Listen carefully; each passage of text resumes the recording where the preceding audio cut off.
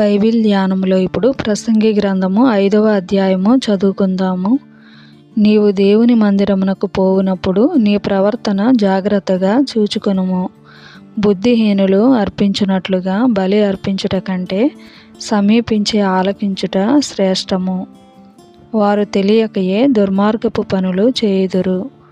నీవు దేవుని సన్నిధిని అనాలోచనగా పలుకుటకు నీ హృదయమును త్వరపడనీయక నీ నోటిని కాచుకొమ్ము. దేవుడు ఆకాశమందున్నాడు, నీవు భూమి మీద ఉన్నావు. కావున నీ మాటలు కొద్దిగా ఉండవలెను. విస్తారమైన పనిపాటుల వలన స్వప్నము పుట్టును. పెక్కు మాటలు పలుకువాడు బుద్ధిహీనుడగును. నీవు దేవునికి మ్రొక్కుబడి చేసుకొనిన ఎడల దానిని చెల్లించుటకు ఆలస్యము చేయకుము. బుద్ధిహీనుల యందు ఆయనకిష్టము లేదు. నీవు మ్రొక్కుకొనిన దానే చెల్లించుము. నీవు మ్రొక్కుకొని చెల్లింపకుండుట కంటే మ్రొక్కుకొనకుండుటయే మేలు. నీ దేహమును శిక్షకు లోపరుచునంత పని నీ నోటి వలన జరుగనీయకుము. అది పొరపాటు చేత జరిగినని దూత ఎదుట చెప్పకుము.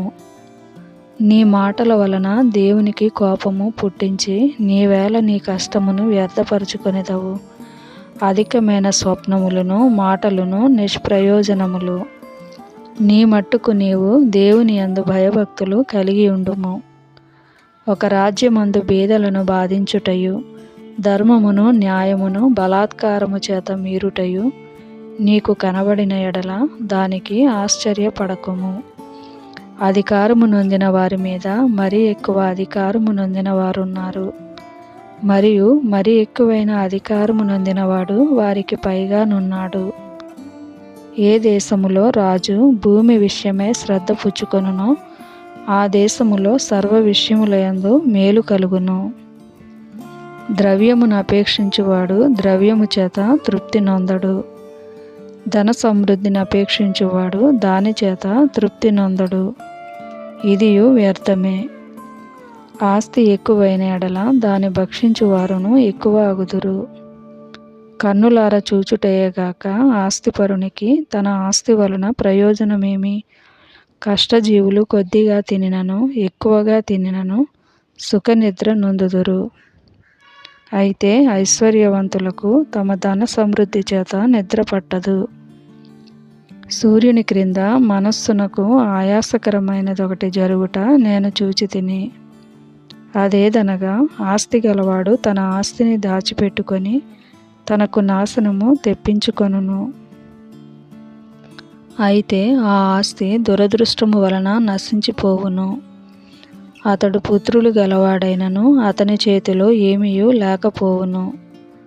వాడు ఏ ప్రకారముగా తల్లి గర్భము నుండి వచ్చెనో ఆ ప్రకారముగానే తాను వచ్చినట్లే దిగంబరిగానే మరలపోవును. తాను ప్రయాసపడి చేసుకొనిన దానిలో ఏదైనను చేత పట్టుకొని పోడు. అతడు వచ్చిన ప్రకారముగానే మరలపోవును. గాలికి ప్రయాసపడి సంపాదించిన దాని వలన వానికి లాభమేమి? ఇదియు మనస్సునకు ఆయాసకరమైనదే. తన దినములన్నీయు అతడు చీకటిలో భోజనము చేయును. అతనికి వ్యాకులమును రోగమును అసహ్యమును కలుగును. మరియు కోరదగినదిగాను చూడముచ్చట అయినదిగాను నాకు కనబడినది ఏదనగా, దేవుడు తనకు నియమించిన ఆయుష్కాల దినములన్నీయు ఒకడు అన్నపానములు పుచ్చుకొనుచు తన కష్టార్జితమంతటి వలన క్షేమముగా బ్రతుకుచుండుటయే. ఇదియే వానికి భాగ్యము. మరియు దేవుడు ఒకనికి ధనధాన్య సమృద్ధి ఇచ్చి దాని యందు తన భాగము అనుభవించుటకును అన్నపానములు పుచ్చుకొనుటకును తన కష్టార్జితమందు సంతోషించుటకును వీలు కలుగజేసిన ఎడల అతనికి ఆ స్థితి దేవుని ఆశీర్వాదము వలన కలిగినదనుకొనవలెను. అట్టి వానికి దేవుడు హృదయానందము దయచేసి ఉన్నాడు గనుక అతడు తన ఆయుష్కాల దినములను జ్ఞాపకము చేసుకొనడు. Thank you for watching. Please like, share and subscribe.